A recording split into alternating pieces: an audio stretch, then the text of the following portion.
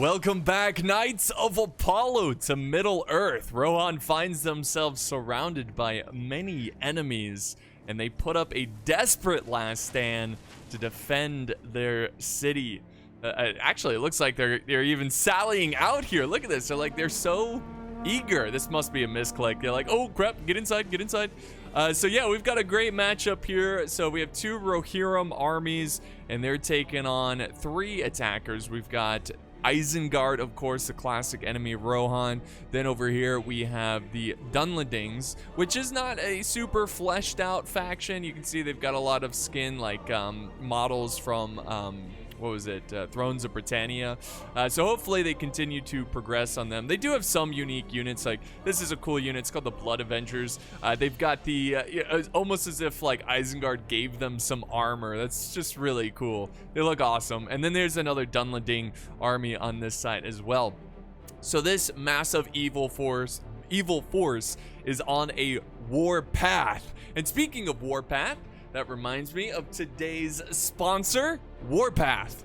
Warpath is a free-to-play strategy mobile game. In this epic game, you'll be able to experience the classic battles of World War II, such as the Normandy landings and the defense of Moscow on your phone anytime. The great thing about Warpath is that it has real-time tactics. We all know, as strategy fans, the situation on the battlefield can rapidly change. Using real-time tactics, managing your troop equipment, and working together with your comrades is the best recipe for success. And thanks to the most recent update to Warpath, you can now get a realistic experience of modern Air Force warfare.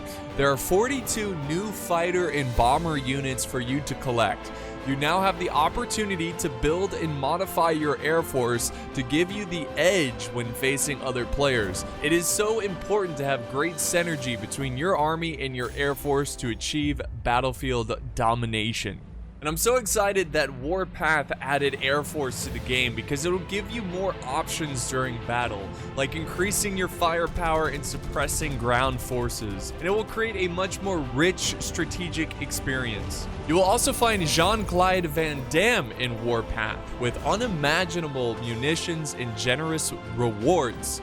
Find him in Warpath to unlock your exclusive commanders and aircraft units. So put your strategic mind to the test. Play Warpath anywhere, from your toilet or on the train. It doesn't matter where you play.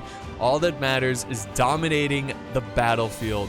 Click on the link in the video description to download the game now and use my code AirForce2021. By using the code, you will instantly get 200 gold, 100,000 military expenditure, 100,000 steel, 100,000 crude oil, and 100,000 army experience. So don't wait any longer. Your Warpath starts now.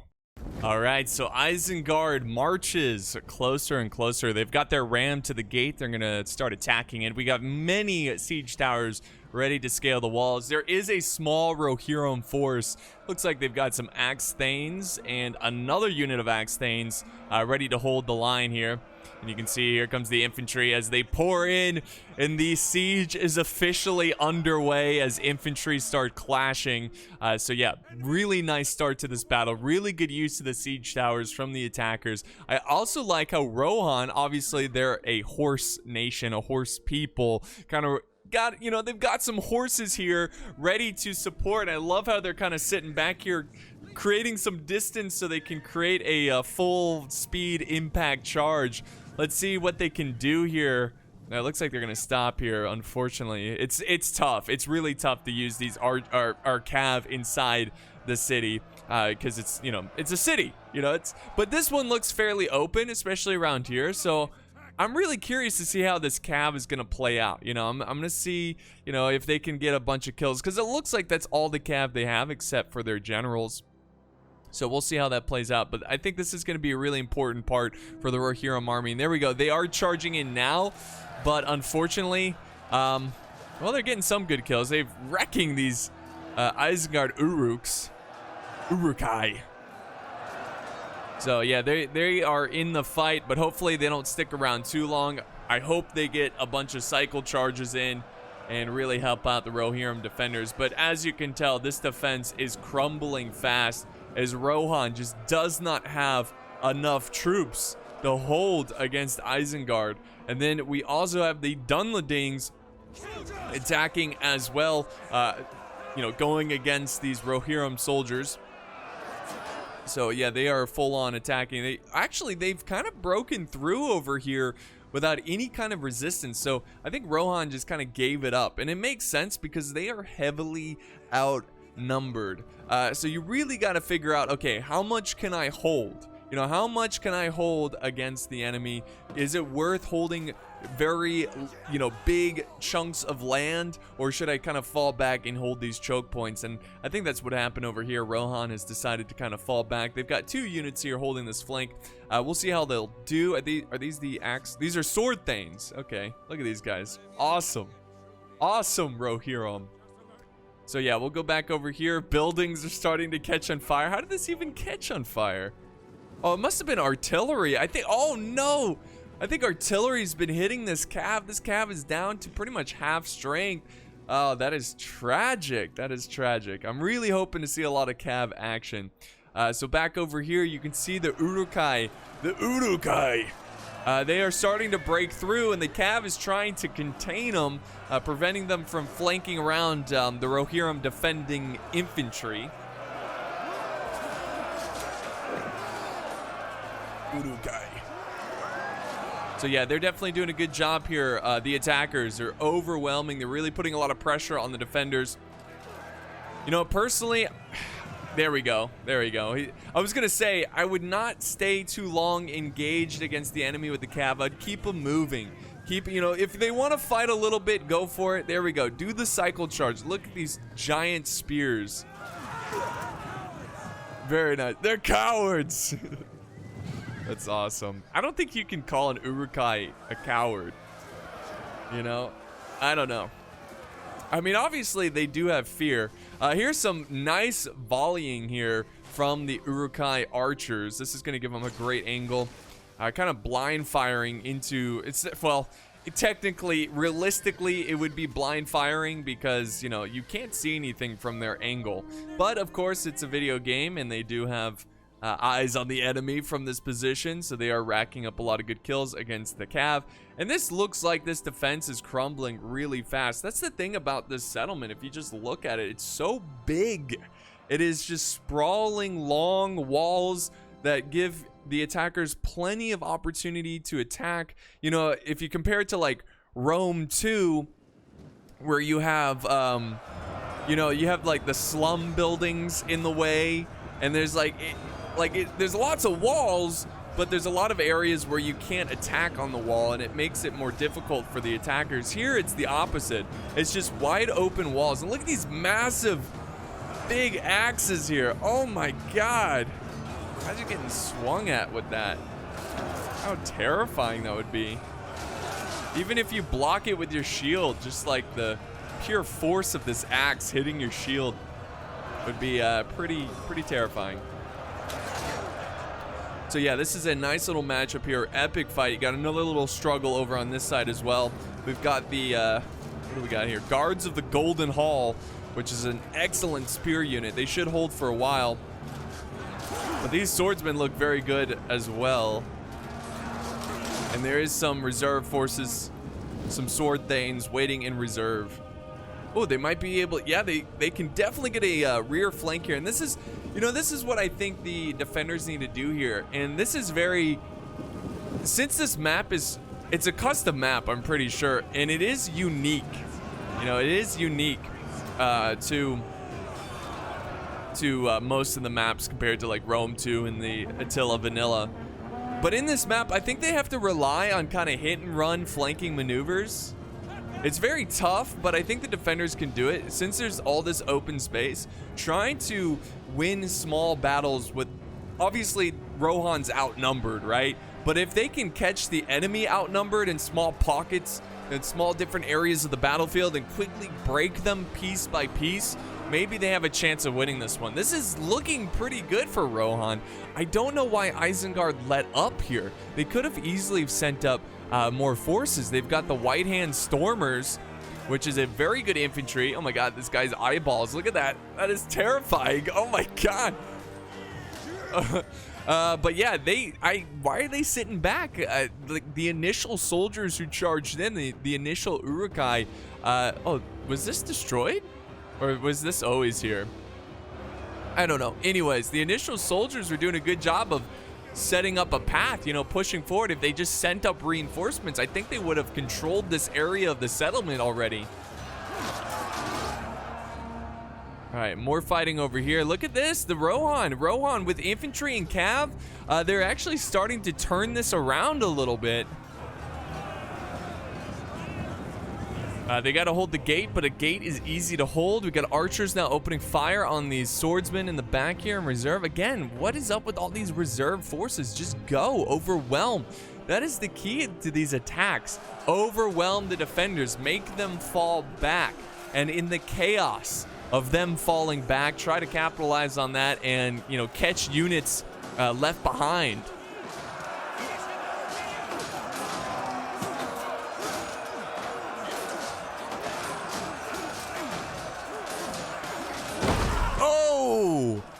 Oh!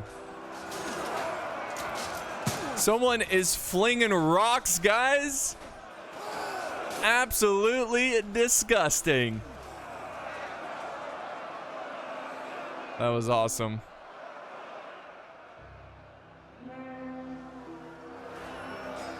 Over here, we've got some Axe Thanes still fighting the good fight. And then over on this front, it looks like the will of Rohan is starting to break on the initial defense here on these outer walls.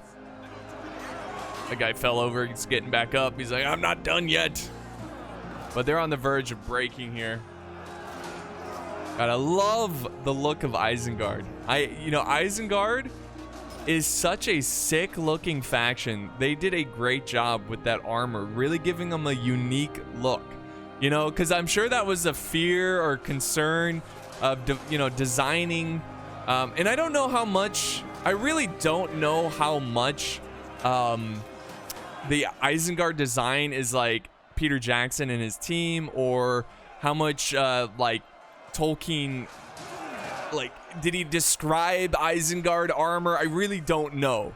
Like, I'm sure there's some creative commons there, you know, like creative space to where you can kind of create your own design a little bit of Isengard.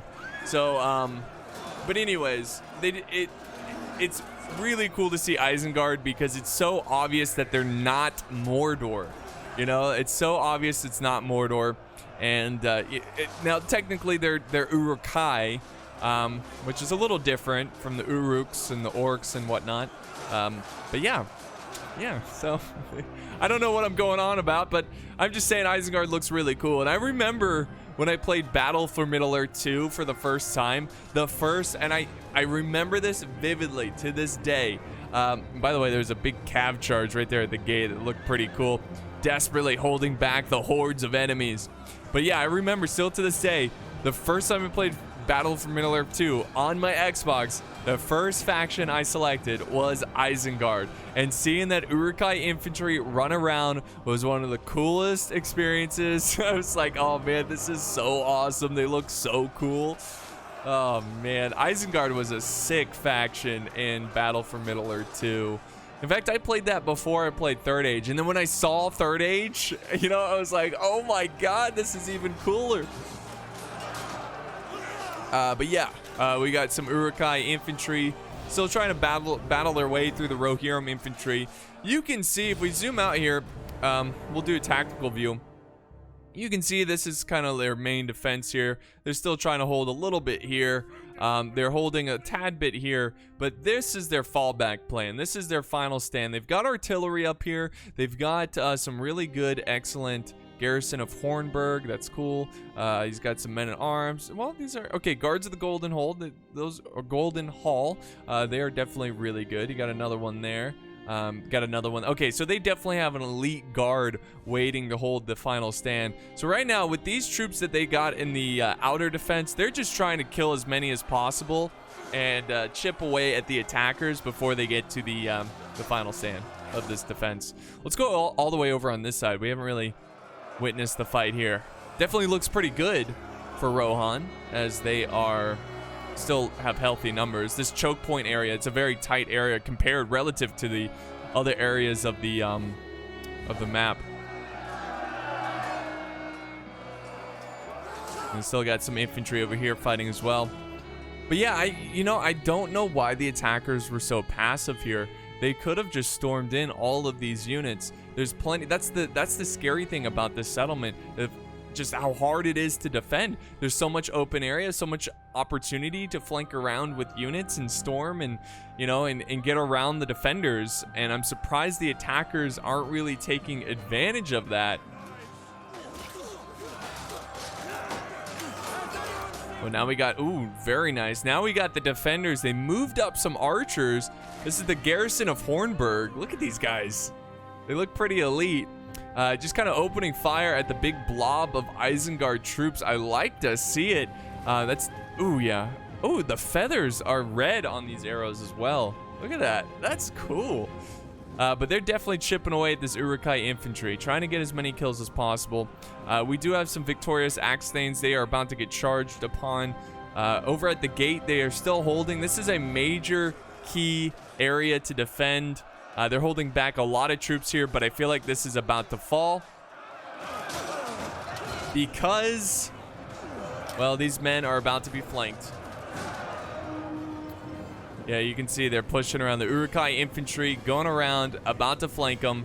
And honestly, guys, I think we're about to witness the fall of the initial defense of this battle. There's still a healthy amount of Rohirrim infantry, but they're barely hanging on. And now we've got Cav from the Dunlendings, champion Reavers. See, this is a scary moment for the defenders, because like I said, it is key for the attackers to win this battle to quickly break their initial defense and cause chaos amongst the ranks, because all these units are trying to they're rushing back over to the town center. It's going to cause chaos. And look at this archers out of position. This is why it's scary. Cav can be so deadly, especially in settlements like these where it's wide open. They can get a lot done. These guys look awesome. That Isengard armor on men, it's actually pretty cool. Got it. The lighting in Attila is so garbage. I hate it. There we go. Yeah, they're just cleaning up, and now, yeah, this is the fallback. But to be fair, if we're looking at the troops that are falling back, I mean, definitely want to save the archers. Don't want to lose any archers, even if they have a little bit of ammo. You want to try to take as much as you can. Save as many arrows as possible. But yeah, they're going to fall back and form up. And this is it, guys. This is it for Rohan. And this is all that's left of the attackers. It's a lot. The balance of power is they're more than double, pretty much. More than double than what the defenders have. Now, can the defenders still win this? I think so. It's going to be very, very difficult, but here's the good thing.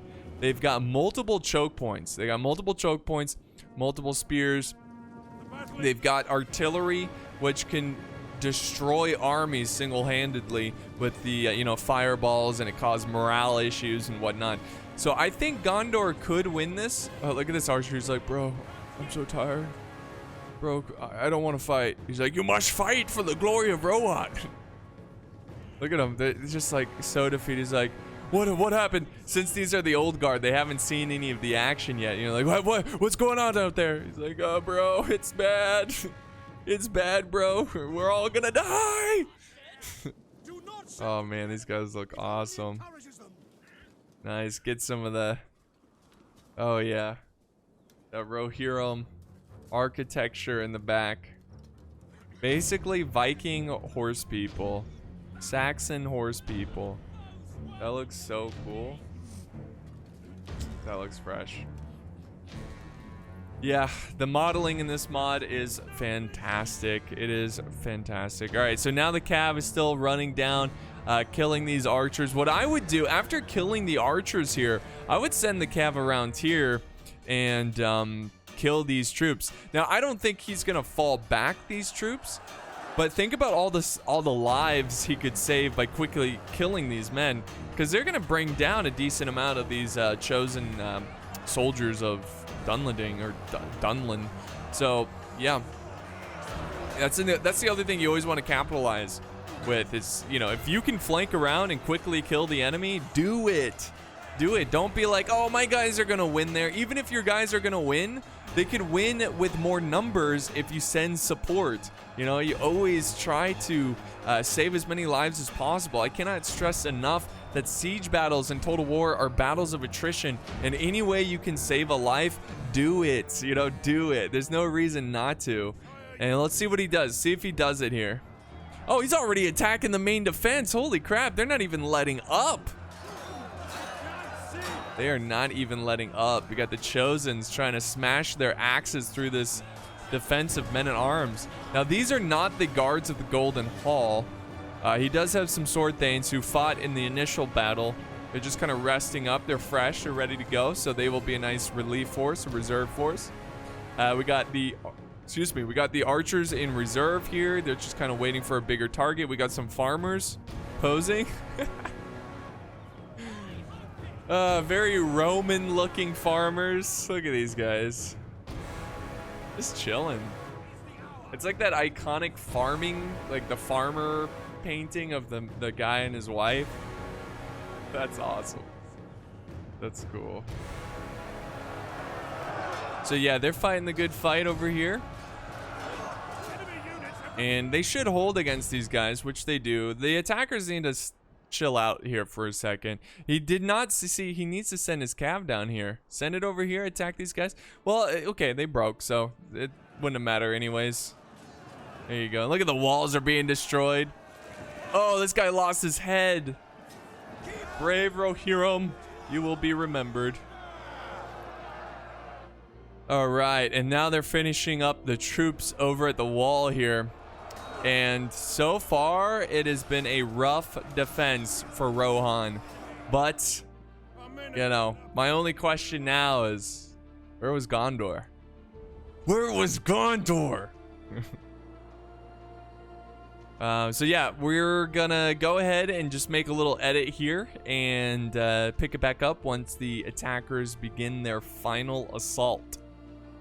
All right, guys, so the enemy, as you can tell, they have moved up, or the attackers, I shouldn't say enemy, but you know, you guys usually side with the good guys, and especially when they're defending.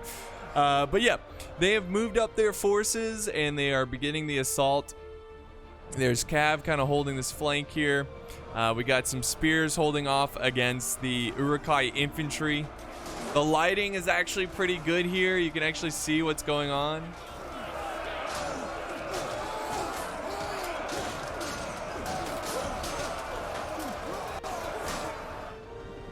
Back over here on this side, there's a big push of infantry.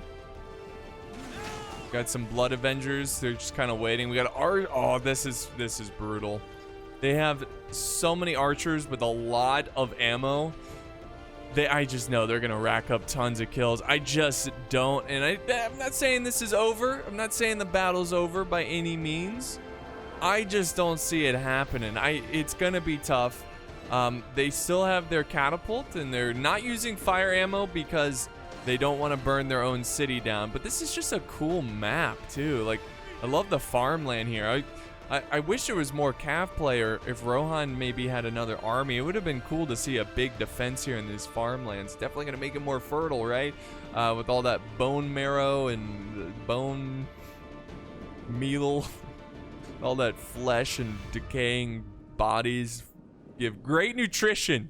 Also, like, what's up with what is this? You zoom out, it's farmland. You zoom in, it's just grassland. What? Well, that's trippy. I guess, like, they have I don't know. Maybe they have to go in with the textures or something. I'm no expert when it comes to developing worlds and video games. But yeah, the Golden Hall, these guys will hold. They have, I mean, seeing the Golden Hall in action does bring hope to Rohan. They need to create mass breakage here, guys. They have to go for a general or something if Rohan wants to win this. They still have a good amount of archers. Look at that. Oh, the pikemen, no! They have no answer for the pikes, except for archers. And they are certainly focusing down these pikes with those archers. They have to do that. That's a very good play by Rohan. But is it going to be enough? Those pikes are still very healthy. They've barely been harassed. They still have over 100 men in the unit. It's bad. It's bad. They've got to kill these pikes. They might even want to retreat here. Like, they might want to fall back, let the pikes come in and try to hit them on the flank. More artillery. It looks like they're going for, what are these, crossbows?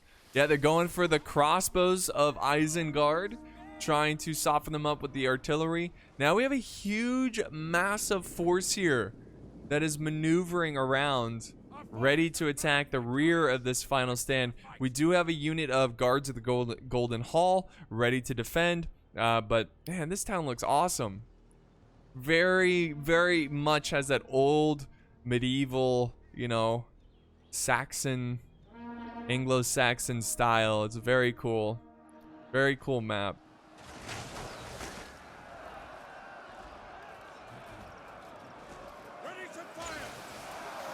Yeah, I just think that the pikes, this is a deal breaker here. 100 men still left. What are they even firing at? Are they going for a general? Like, what are they shooting at? They need, oh no! Oh no! I guess they've discovered a path that is not being defended. Well, actually, it is being defended. Okay, I see. That's cool. This is such a cool little settlement. I love it. But they do have a small force. 16 men will guard against, what are these, berserkers? Oh, God. Oh, God. There's no way. There's no way.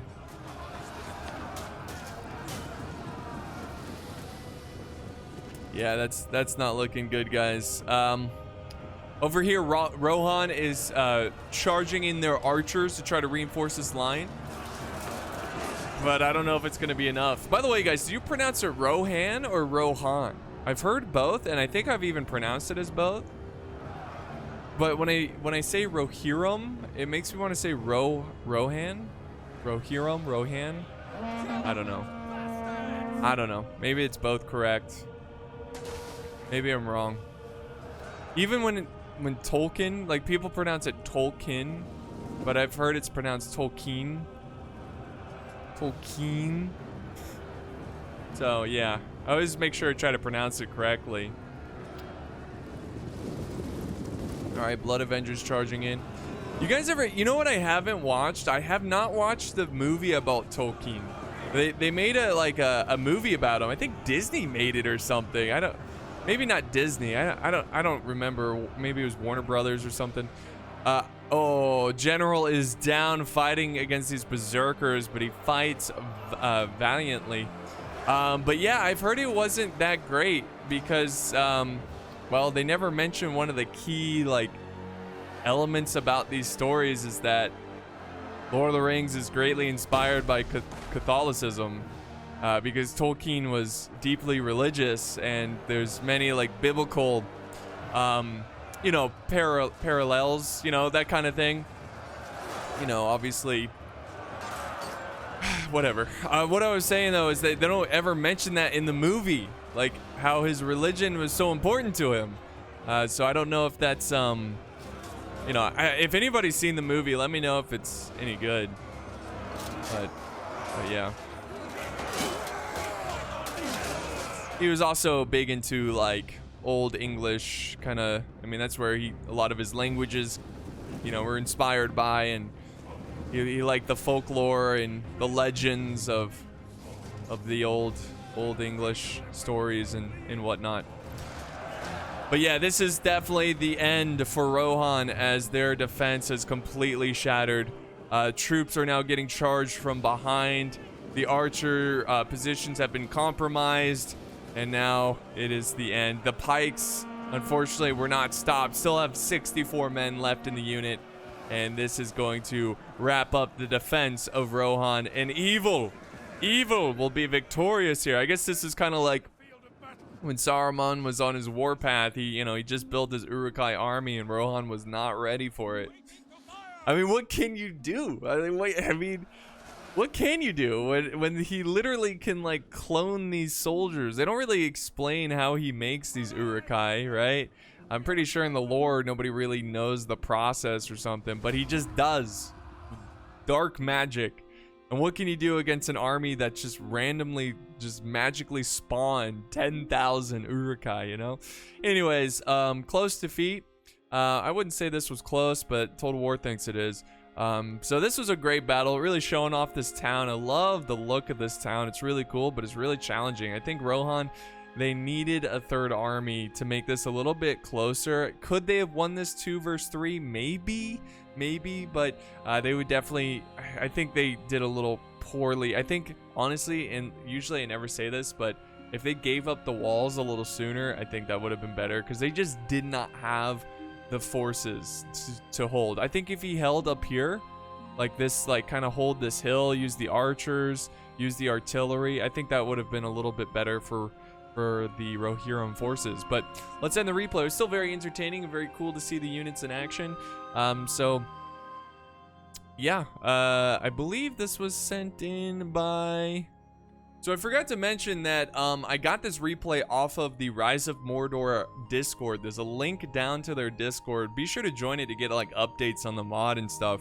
The person who sent it in, his Discord name is General Kenobi. I'm not sure which one of the players, does it say Kenobi? I don't know which one he is. I'm so sorry. I'm not sure, but nonetheless, thank you, General Kenobi, for the battle replay. Well, he didn't really send it to me, but I just grabbed it anyways.